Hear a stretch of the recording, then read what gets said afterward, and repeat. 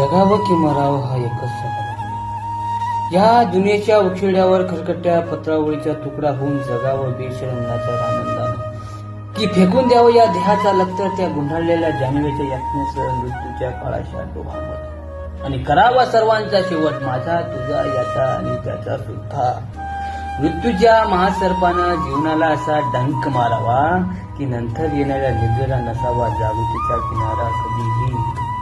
पण त्या निद्रेला पुन्हा स्वप्न करू लागलं तर हीच खरी मेघ आहे.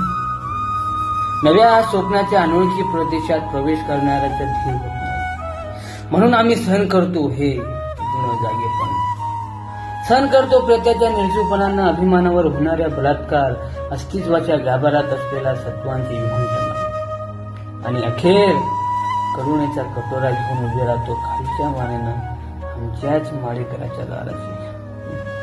विधाता, तू इतका का कठोर झालास?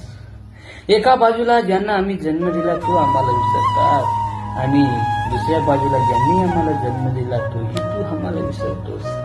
मग विस्कटलेला या हाडाचे सापळे घेऊन हे करुणा करा आम्ही खेळल्याने कुणाच्या पायावर तो प्यागायचं रे.